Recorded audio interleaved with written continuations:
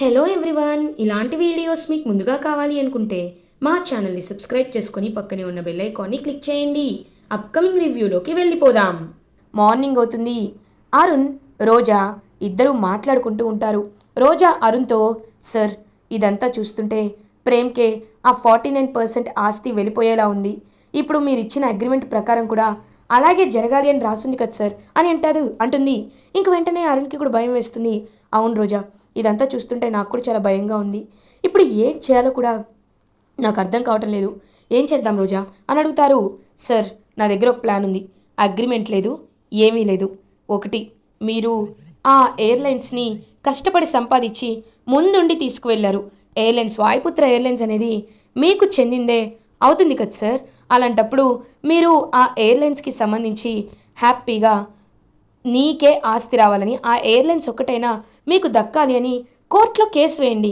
అది మాత్రమే కాదు, మీడియా ముందుకు పెట్టి హర్షవర్ధన్ మావయ్య గారి పరువు అంతా తీసేయండి సార్. అప్పుడే అప్పుడే కరెక్ట్గా ఉంటుంది. అప్పుడు ఖచ్చితంగా మీ పేరుపై కొంచెం ఆస్తైనా ప్రేమైనా ఈ మావయ్య గారైనా భయపడి రాస్తారు అని అంటుంది. ఒక్కసారిగా ఇంకా అలా షాక్లో ఉండిపోతుంది. అప్పుడే వచ్చిన చంద్రిక, ఏం మాట్లాడుతున్నారు రోజమ్మ అని అంటుంది. రోజా ఒక్కసారిగా వెనక్కి తిరిగి చూసి, ఏయ్ నేనేం మాట్లాడితే నీకెందుకు అని అంటుంది. వెంటనే చంద్రిక అరుణ్ దగ్గరికి వచ్చి, అరుణ్ బాబు, తన మాయలో మీరు పడకండి అరుణ్ బాబు. అలా చేస్తే మీ నాన్నగారి పరువు మీరే తీసినట్టు అవుతుంది. అలా చేయొద్దు బాబు అని అంటుంది. What rubbish are you talking? అయినా భార్యాభర్తలం, మేము సవాలక్ష మాట్లాడుకుంటాం. అవన్నీ నీకెందుకు? నువ్వు పని మనిషివి, సర్వెంట్ లాగే ఉండు అని అంటాడు. కావాలని అరుణ్, బాబు అది కాదు బాబు అనేలోపు, ఏయ్ ఏంటి చూస్తుంటే తెగ రెచ్చిపోతున్నావు? చెప్తున్నాం కదా నీ పన్ను చూసుకోమని. అయినా ఏంటి నువ్వు వెళ్ళా అని చెప్పి ఇంక గట్టిగా మెడ పట్టుకొని బయటికి గెంటేయాలి అని ఫిక్స్ అయిపోతుందన్నమాట. అలా రోజా ఇంకా అలా మెడపట్టుకుని బయటికి గెంటైపోతుంటే రమాదేవి ఒక్కసారిగా షాక్ అయిపోతుంది. రమాదేవి రోజాని చూసి, రోజా ఏం చేస్తున్నావు అని అడుగుతుంది. అత్తయ్య, ఇదిగో ఇలాంటి పొగరుగా ఉన్న పని మనుషులు ఈ ఇంట్లో ఉండకపోవడమే మంచిది అత్తయ్య. ఎందుకంటే నన్నే ఎదిరించి మాట్లాడుతుంది. అరుణ్ సార్కి ఏదేదో లేనిపోనివి నాపై చెప్తుంది. మా ఇద్దరిని విడతీయాలని చూస్తుంది. కాబట్టి తన్ని ఎలా అయినా మనమే మనమే బయటికి పంపించేయాలి అత్తయ్య అని అంటుంది. కావాలనే రోజా ఒక్కసారిగా ఇంకా రోజా వైపు చూస్తూ ఉంటుంది. చంద్రిక రమాదేవి వైపు చూస్తూ ఉంటుంది. ఏంటి రమాదేవి గారు, ఏ విషయం చెప్పటం లేదేంటి? నేను బయటికి వెళ్ళిపోవాలా లేకపోతే వద్దా అని అంటుంది చంద్రిక. చంద్రిక తనేదో తెలియకంటుంది.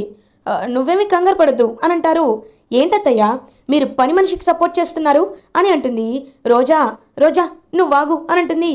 లేదు, ఒకవేళ నేను వెళ్ళిపోవాలంటే అన్ని నిజాలు చెప్పేసే వెళ్ళిపోతాను. కాబట్టి ఇప్పుడు నిజాలు తెలుసుకోవాల్సిన అవసరం నీకు ఉంది ఉంది రోజా. హేయ్ రోజా, వినవే, నేను నువ్వు అనుకుంటున్నట్టు ఈ ఇంటి పని మనిషిని కాను. నేను హర్షవర్ధన్ గారి భార్యని, ఈ ఇంటి కోడల్ని అని అంటుంది చంద్రిక. ఒక్కసారిగా మైండ్ బ్లాక్ అయిపోతుంది. చామంతి, ప్రేమ్, అరుణ్, రోజా అందరి మైండ్ బ్లాక్ అయిపోతుంది. ఒక్కసారిగా షాక్లో ఉండిపోతుంది రమాదేవి. హర్షవర్ధన్ వైపు చూస్తూ ఉంటే, మావయ్య ఏంటి మావయ్య, పనావిడ నోటుకొచ్చినట్టు మాట్లాడుతుంటే మీరు ఏం మాట్లాడట్లేదు? మీరైనా నిజం చెప్పండి మావయ్య అని గట్టిగా అడుగుతుంది రోజా. నిజం చెప్పడానికి ఏముందమ్మా, చంద్రిక చెప్పిందే నిజం. చంద్రిక నా భార్య అని అంటుంది. ఇంక వెంటనే అలా రోజా రమాదేవి వైపు చూస్తూ, అంటే మీరు నిజంగా మావయ్య గారి భార్య కాదా? ఇన్ని రోజులు ఏదో పై సోకులు చేసుకుంటూ మమ్మల్ని అజమాయిషీ చేస్తున్నారా? ఈ ఆస్తంతా ఈ ఇల్లంతా మీదే అన్నట్టు బిల్డప్ ఇస్తున్నారా? ఛీ, మీరు ఇలాంటి మనస్తత్వం అని అస్సలు అనుకోలేదు. చంద్రిక అత్తయ్య గారు, ఇకపై మీరే ఈ ఇంటి దేవత, మీరే ఈ ఇంటి ఈ ఇంటి పెద్ద.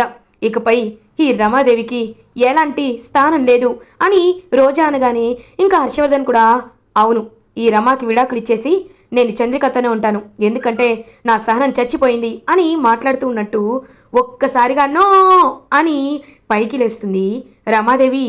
అంటే ఇదంతా రమాదేవి ఊహ అన్నమాట. రమాదేవి ఒకవేళ ఫ్యూచర్లో ఎప్పుడైనా చంద్రికని ఇంట్లోని గెంటేస్తే తను నిజం చెప్పేసే వెళ్ళిపోతుందేమో అని ఇంకా బాగా ఊహించుకొని పీడకల వచ్చి వణికిపోతూ ఉంటుంది రమాదేవి. ఇంక వెంటనే నో నో, అలా జరగకూడదు. ఒకవేళ జరిగిందంటే ఇంకేం లేదు, నా పని అయిపోయినట్టే. ఈ ఇంటి నుండి నన్ను పర్మనెంట్గా బయటికి గెంటేస్తారు. కాబట్టి ఏం చేయాలి? ముందు చంద్రికని ఒక ఆట ఆడుకోవాలి. ఎందుకంటే అగ్రిమెంటు అంటుంది. అలాంటప్పుడు ఇద్దరు కలిసి వెళ్ళి షాప్ ఓపెన్ చేశారు. తర్వాత ఏమో ఇద్దరు కలిసే అక్కడికి ఫ్యాషన్ షోకి వెళ్ళారు. నాకు డౌట్ రాలేదు, వేరే వాళ్ళకి డౌట్ రాలేదు. ఒకవేళ డౌట్ వస్తే ఖచ్చితంగా ఇలాంటి అనుమానాలే వస్తాయి. అందుకే వెళ్ళి చంద్రికకి వార్నింగ్ ఇవ్వాలి అని ఇంకా సీక్రెట్గా అర్ధరాత్రి చంద్రిక రూమ్కి అయితే బయలుదేరుతుంది రమాదేవి. చంద్రిక చామంతి ఇద్దరు ఒకే రూమ్లో నిద్రపోతున్నారు కాబట్టి రమాదేవి మెల్లగా చంద్రిక దగ్గరికి వెళ్ళి చంద్రిక చంద్రిక అని పిలుస్తుంది. అమ్మగారు అని అంటుంది. నీతో మాట్లాడాలి, పక్కకు రా అని ఇంకా మెల్లగా చామంతి నిద్ర లేవకుండా చంద్రికని పక్కకు తీసుకువెళ్తుంది రమాదేవి. ఇంకా అప్పుడే చంద్రిక ఏంటమ్మగారు అని అడుగుతుంది. ఏంటి, నీకు నువ్వు మహారాణి అనుకుంటున్నావా, లేకపోతే ఈ ఇంటి కోడల్ని అయిపోదామని పెద్ద పెద్ద ఆశలు పెట్టుకుంటున్నావా అని అడుగుతుంది. దేని గురించి మాట్లాడుతున్నారమ్మగారు అని అంటుంది. దేని గురించా? ఇవాళ పొద్దున్న నుండి సాయంత్రం వరకు నువ్వు హర్ష పక్కనే ఉన్నావు కదా, దాని గురించి మాట్లాడుతున్నాను అని అంటుంది రమాదేవి. అవును, హర్ష అయ్యగారు పక్కనే ఉన్నాను. అయితే అని అంటుంది. అయితే అంటావేంటి? మీ ఇద్దరిని అంత క్లోజ్గా చూసినా ఎవరికైనా డౌట్ వచ్చిందంటే నీ అగ్రిమెంట్ నువ్వు బ్రేక్ చేసినట్టే కదా. అలాంటప్పుడు నువ్వు ఎందుకు ఎందుకు ఇలా చేస్తున్నావు? నీలో లేనిపోని ఆశలు కల్పించుకుంటున్నావా? కొడితే అని రమాదేవి కొట్టబోతుంటే రమాదేవి చెయ్యి గట్టిగా అడ్డుకుంటుంది చంద్రిక. కరెక్ట్గా అప్పుడే చామంతి పక్కకు తిరిగి చూసేసరికి అక్కడ చంద్రిక కనబడదు. అత్త అత్తక్కడుంది, అత్త అని అలా బయటకు వస్తుంది. చూసేసరికి చంద్రిక అండ్ రమాదేవి ఇద్దరు మాట్లాడుకుంటూ ఉంటారు. ఇంకా మెల్లగా ఏం మాట్లాడుకుంటున్నారా అని వింటుంది చామంతి. చూడు, నువ్వు చెప్పినట్టే ఈ ఇంట్లో అగ్రిమెంట్ ప్రకారం నేను పని మనిషిని అయ్యాను అని నీకు తెలుసు. అలాంటప్పుడు ఇంకా ఇంకా నాలో ఉన్న సహనాన్ని పరీక్షించద్దు. నీకున్న భయాలు అందరికీ ఉంటాయని ఎందుకు అనుకుంటున్నావు? హర్ష అయ్యగారు నా తాలి కట్టిన భర్త అని నా నోటితో నేను ఎక్కడా చెప్పను. నీ నోటితో కూడా నువ్వెక్కడా చెప్పకూడదు. ఆయన ఒప్పుకోకూడదు. ఇదే కదా మన మధ్యలో ఉన్న అగ్రిమెంట్. చూడు, మేము సంతోషంగా ఉన్న టైంలో నువ్వు మా మధ్యలోకి వచ్చి చిచ్చు పెట్టి ఆయన్ని నీ సొంతం చేసుకున్నావు. కానీ ఒకటి మాత్రం నిజం, ఒక్కసారి నేను మాట ఇస్తే ఎప్పుడు తప్పను. అగ్రిమెంట్లో రాసినట్టు నా నోటితో నేను ఎప్పుడూ నిజాన్ని బయట పెట్టను. ఒకవేళ బయటకి రావాల్సిన రోజు వస్తే మాత్రం అది నేను ఆపలేను. కాబట్టి వెళ్ళి నిద్రపోరామా, నిద్రపోయి ప్రశాంతంగా ఉండు. లేదు కాదు అని నాపై అజమాయిషీ చలాయించాలంటే మాత్రం నేను ఏం చేస్తానో నాకే తెలీదు అని గట్టిగా చెప్పి అక్కడి నుండి వచ్చేస్తుంది చంద్రిక. ఇంకా వెంటనే పరిగెత్తుకుంటూ చామంతి వెళ్ళి నిద్రపోయినట్లు నటిస్తుంది. అమ్మయ్య, చామంతికి తెలియదు కదా అని ఇంకలా అక్కడ నిద్రపోతుంది చంద్రిక. చామంతి వెంటనే కళ్ళు తెరిచి షాక్లో ఉండిపోతుంది. ఎందుకంటే అసలు చామంతికి ఏం అర్థం కాదు. అంటే హర్షవర్ధన్ అయ్య గారు చంద్రికత్త పెళ్లి చేసుకున్నారా? వీళ్ళిద్దరి మధ్యలోకి ఈ రమాదేవి అమ్మ వచ్చిందా? లేదు, ఈవిడ ఇంత రాక్షసం నాకు తెలీదు. నాన్న ఒకప్పుడు చెప్పినట్టు తను ఒక తను ఒక పని మనిషి అని తెలుసు. కానీ తర్వాత ఇలా జరిగింది అంటే దానికి కారణం ఏదో ఉంది. అయినా చంద్రికత్తే తనకి కరెక్ట్ అని చాలా గట్టిగా ఫిక్స్ అయ్యి అతిపెద్ద నిజాన్ని తెలుసుకొని షాక్లో ఉండిపోతుంది చామంతి. ఇది ఇలా ఉండగా మార్నింగ్ అవుతుంది. ప్రేమ్ గుడికి వెళ్ళాలి అని రెడీ అవుతూ ఉంటారు. చామ్ చామ్ అని పిలుస్తారు. ఏంటి బాబు అని అంటుంది. చామ్, మనం గుడికి వెళ్ళాలి చామ్, ఎందుకంటే 50 lakhs కాంట్రాక్ట్ మనకి రాబోతుంది. ఫస్ట్ డే కదా, ఎంతైనా దేవుడి ఆశీస్సులు ఉండాలి కదా చామ్, అందుకే నీతో కలిసి గుడికి వెళ్ళాలనుకుంటున్నాను అని అంటారు. ఎందుకు బాబు, మీరు వెళ్ళి రావచ్చు కదా అని అంటుంది. చామ్, నన్ను గెలిపించిందే నువ్వు. నాకు ఇవాళ కాంట్రాక్ట్ వచ్చిందన్నా, నేననేవాడిని ఇప్పుడు అందరికీ తెలిసానన్నా దానికి కారణం నువ్వే కదా. నువ్వు లేకుండా ఎలా వెళ్తాను చామ్, నువ్వు రావాలి అని చెప్పి ఇంక చెప్పేసరికి వెంటనే అలా ఎంతో హ్యాపీగా ఫీల్ అయ్యి చామంతి ప్రేమ్ ఇద్దరు గుడికైతే రీచ్ అవుతారు. కరెక్ట్గా అదే గుడికి రామచంద్రయ్య కూడా వస్తారు. వచ్చి, బిడ్డ చామంతి, నిన్ను కలవాలనుకున్నాను కానీ కలవలేకపోతున్నాను బిడ్డ. నిన్ను ఎలా కలుసుకునేది? ప్రేమ్ బాబుకి నిజం ఎలా చెప్పేది అని పాపం చాలా బాధపడుతూ ఉంటాడు రామచంద్రయ్య. కరెక్ట్గా అప్పుడే చామంతి ప్రేమ్ ఇద్దరు గుళ్ళో గంట కొడతారు. ఇంకా అలా ఒక్కసారిగా మెలకువ వచ్చి చూసేసరికి అక్కడ ప్రేమ్ కనబడతాడు. ప్రేమ్ బాబు అని ప్రేమ్ దగ్గరికి వెళ్తారు రామచంద్రయ్య. సార్, మీ గురించే వెతుకుతున్నాను సార్. సార్, మీరు ఇక్కడున్నారేంటి? మీరు అసలు ఎందుకు తప్పించుకున్నారు సార్ అని అడుగుతారు. చెప్తాను చెప్తాను బాబు. నేను ఎందుకు తప్పించుకున్నానంటే నా బిడ్డ చామంతి కోసమే నేను తప్పించుకున్నాను బాబు. ఇంకా ప్రేమ్ ఒక్కసారిగా షాక్ అయిపోతాడు. అంటే త్రిపాఠి వల్లే ఇదంతా జరిగింది అని తెలుసుకొని ఒక్కసారిగా అలా షాక్లో ఉండిపోయి చామంతి దగ్గరికి వెళ్తాడు. బాబు అని అంటుంది. ఎందుకు చామంతి, ఎందుకు నా దగ్గర ఇంత పెద్ద నిజాన్ని దాచిపెట్టావు? నువ్వు నా కోసమే కదా ఇదంతా చేస్తున్నావని పాపం అలా ఎంతో అంటే ఎంతో హ్యాపీగా చూస్తూ ప్రేమ్ చామంతి తన్ని వాళ్ళ నాన్న కోసమే వదులుకుంది అని తెలుసుకొని చాలా అంటే చాలా హ్యాపీగా ఫీల్ అవుతాడు. చామంతి ప్రేమ్ వైపు చూస్తూ బాబు వెళ్దామా అని అంటుంది. వెళ్దాం చామ్ అని ఇంకా ఇంటికి రీచ్ అవుతారు ప్రేమ్ అండ్ చామంతి. అప్పుడే ప్రేమ్ చంద్రిక దగ్గరికి వెళ్ళి చందు, నీకు విషయం తెలుసా? చామంతి అని రామచంద్రయ్య కోసమే తన ప్రేమని త్యాగం చేయాలనుకుంది అని ప్రేమ్ చంద్రికకి చెప్తాడు. చంద్రిక చాలా అంటే చాలా హ్యాపీగా ఫీల్ అవుతుంది. బాబు, నాకు తెలుసు బాబు, ఏ కారణం లేకుండా చామంతి ఎప్పుడు ఇలాంటి పని చేయదు. అయితే ఇప్పుడు చామంతి మనసులో ఉన్న భయాన్ని ఎలా తీసేయాలి బాబు అని అంటారు. ఎలా ఏముంది, ఆ త్రిపాఠి ఉన్నాడు కదా, ఆ త్రిపాఠిని జైల్లో పెట్టిస్తే చాలు, ఆ గుణాన్ని జైల్లో పెట్టిస్తే చాలు కదా, అప్పుడు ఆటోమేటిక్గా పెళ్ళి ఆగిపోతుంది, వాళ్ళు ఏమీ చేయలేరు అని అంటారు.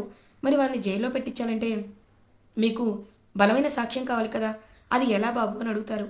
కరెక్ట్గా అప్పుడే ఇంకా ప్రేమ్ వాళ్ళ ఇంటికి ఈ శివయ్య అయితే వస్తాడు. కంఠమనేని ప్రేమ్ బాబు, ఈ పేరు తెలుసుకోవడానికి చాలా టైం పట్టింది. ఇప్పుడు ఇంటి లోపలికి వెళ్తే ఎవరు ఎలా బిహేవ్ చేస్తారో ఏంటో అని టెన్షన్ పడుతూ ఉంటాడు. అప్పుడే కరెక్ట్గా ప్రేమ్ ఇంకలా తన షాప్కి వెళ్ళాలి అని చెప్పి సూట్ వేసుకొని రెడీ అవుతూ బయటకు వెళ్ళేసరికి అప్పుడే శివయ్య ఎదురవుతాడు. నువ్వు అని అంటారు. బాబు, నన్ను నన్ను గుర్తుపట్టారా? బాలరాజ్ కేసులో నా దగ్గర ఒక సీరియస్ సాక్ష్యం ఉంది బాబు. త్రిపాఠినే ఆ బాలరాజుని చంపాడు అని నా దగ్గర ఆధారాలు ఉన్నాయి. ఆ రోజు గుణ, త్రిపాఠి ఇద్దరు నన్ను చంపేద్దామని వచ్చారు బాబు. ఆ టైంలో నన్ను చామంతి కాపాడింది. చామంతి దగ్గరే నా వస్తువులన్నీ ఉన్నాయనేసరికి ఇంకలా చామంతి అప్పుడే బయటకు వస్తుంది. మీరు అని అంటుంది. అమ్మ, నీ దగ్గర నాకు సంబంధించిన వస్తువులు ఉన్నాయి కదమ్మా అని అంటారు. అవునండి, తీసుకొస్తాను ఒక్క నిమిషం అని చెప్పి ఇంకలా చామంతి వెళ్ళి ఆయనవన్నీ తీసుకొని వస్తుంది. అందులో పెన్ డ్రైవ్ కనబడుతుంది. సార్, లాయర్ బాబు, ఒకసారి ఈ పెన్ డ్రైవ్ని చూడండి సార్, చూస్తే మీకే అర్థమవుతుంది వీళ్ళు ఎంత ఘోరాలు చేశారో అని ఇంకా పెన్ డ్రైవ్ని చూపిస్తారు. పెన్ డ్రైవ్ని ల్యాప్టాప్కి కనెక్ట్ చేసుకొని చూస్తాడు ప్రేమ్. చూసేసరికి బాలరాజుని త్రిపాఠి ఎలా చంపాడో, గుణ ఎలా హెల్ప్ చేశాడో మొత్తం అందులో రికార్డ్ అవుతుంది. ఒక్కసారిగా అలా ఇంకా ప్రేమ్ షాక్ అయిపోతాడు. చామ్, ఇప్పుడు మనకి ఒక బలం వచ్చింది చామ్, ఖచ్చితంగా వాళ్ళని మనం జైల్లో పెట్టించచ్చు అని గట్టిగా ఫిక్స్ అవుతారు. అలా ఇంకా ఇది ఇలా ఉండగా నెక్స్ట్ డే మార్నింగ్ అవుతుంది. కోర్టులో చాలా క్లియర్గా ప్రొసీడింగ్స్ అయితే స్టార్ట్ అవుతాయి. బాలరాజ్ కేస్ ఇవాళ ఫైనల్ తీర్పుని ఇవ్వబోతున్నాం కాబట్టి మిస్టర్ ప్రేమ్ కుమార్, మీ దగ్గర ఏదైనా సాక్ష్యం ఉందా అని అడుగుతారు. త్రిపాఠి ఏమో ఇంకే సాక్ష్యం ఉంటుంది, ఏమీ ఉండదు అని చాలా కూల్గా కూర్చుంటాడు. సాక్ష్యం ఉంది సార్, ఏకంగా వీడియో ఎవిడెన్సే ఉంది. ఇంకా అలా వీడియోని చూపించేసరికి త్రిపాఠి ఒక్కసారిగా షాక్ అయిపోతాడు. ఇంకా అలా త్రిపాఠి టెన్షన్ పడుతూ చూస్తూ ఉంటే, మీరు తప్పు చేసింది కాకుండా ఎంతలా నటించారు, దోషులకు ఎప్పుడైనా శిక్ష పడాలి, కాస్త లేట్ అయినా పడి తీరుతుంది అని ఇంకా అలా వెంటనే వాడికి కఠిన కారాగార శిక్షని విధిస్తారు. ఒక మనిషిని చంపేసినందుకు ప్రాణాలు తీయాలని, ఉరిశిక్ష వేయాలని అందరూ అంటున్నా సరే 7 ఏళ్ల శిక్ష తర్వాత మళ్ళీ తన సత్ప్రవర్తన బట్టి ఉంటుంది అని గట్టిగా చెప్పి అక్కడి నుండి వెళ్ళిపోతారు డిగ్రీ పాస్ చేసి జడ్జ్. అలా గుణాని అండ్ త్రిపాఠిని అరెస్ట్ చేయించి జైల్లో పెట్టి న్యాయాన్ని గెలిపిస్తారు చామంతి అండ్ ప్రేమ్. ఇలా ఎపిసోడ్ ఎండ్ అవుతుంది. ఫర్దర్ ఎపిసోడ్ రివ్యూస్ ముందుగా మీకు కావాలి అనుకుంటే మా ఛానల్ని సబ్స్క్రైబ్ చేసుకోండి. Thanks for watching.